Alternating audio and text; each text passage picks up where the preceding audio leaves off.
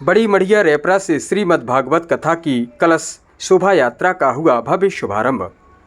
बजरंग धाम रेपरा में 10 दिसंबर से 17 दिसंबर तक श्रीमद् भागवत कथा का होगा भव्य आयोजन। रेपरा ग्राम में पहली बार वृंदावन से पधारे कथा व्यास श्री श्री 1008 श्री महामंडलेश्वर स्वामी शरणानंद महाराज जी मुखारबिंद से दिनांक 10 दिसंबर से 17 दिसंबर तक चलने वाली श्रीमद् भागवत कथा का आज रेपरा ग्राम की बड़ी मढ़िया से भव्य शोभा यात्रा निकली, जो कि रेपरा नगर के मुख्य चौराहों से होते हुए सिद्ध क्षेत्र बजरंग धाम में संपन्न हुई।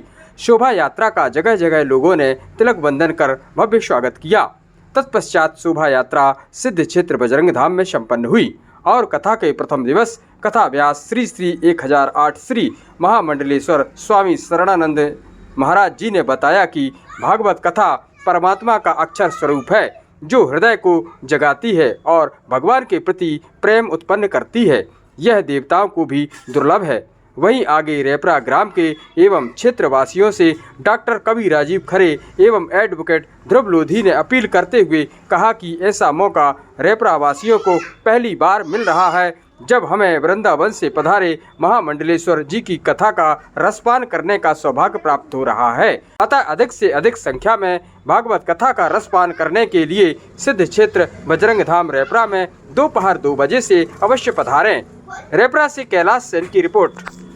ग्राम की पावन वसुंधरा उस पर सिद्ध क्षेत्र बजरंग धाम और विराजी हुई भागवत मैया और व्यासपीठ पदराडे महामंडलेश्वर परम पूज्य गुरुदेव कृष्णानंद जी महाराज के चरणों में सत सत वंदन करता हूँ।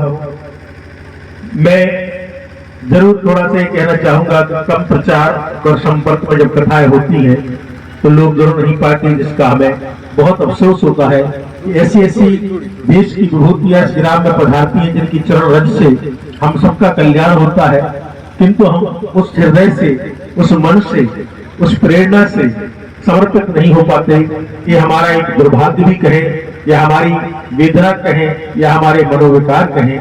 मैं चाहता हूँ कि जितने लोग यहाँ पर उपस्थित हैं अपनी अपनी तरह से, मुझे खुद आ जाना था लेकिन कार्यक्रम में मुख्य अतिथि के तौर पर मैं चला गया, इसलिए विलंब से क्षमा चाहता हूँ, लेकिन अपने जितने लोग यहाँ उपस्थित हैं सपरिवार आने का कष्ट करें और लोगों से संपर्क करें। और साथ ही एक बात है, महाराज जी ने अपने हृदय से ही प्रेरित होकर के और अनुकृपा की है हमारे ग्राम पर। इस बात का हमें आभारी होना चाहिए कि हमारे ग्राम में आकर के इतने उच्च कोटि से इतने श्रेष्ठ महापुरुष पधारे हैं और राम का भागवत कथा कर रहे हैं। ये हम सबके कल्याण के लिए कर रहे हैं, ना कि उनको आत्मस्वार्थ जुड़ा हुआ है। इतनी बड़ी कृपा लेकर वो आए हैं। अगर हम यहाँ पर उपस्थिति और श्रवण का लाभ लें तो निश्चित रूप से घर आंगन में जाकर के हमारे घर का कल्याण करेंगे, हमारे घर में आनंद की उद्गम करेंगे। तो मैं चाहूंगा जो लोग हैं वो सभी लोग आए, अपने मोहल्ले पड़ोस में प्रचार कर दें और साथ ही यहाँ पर कुछ भी ऐसा व्यवस्था हमारे ग्राम के द्वारा विशेष नहीं की जा रही है।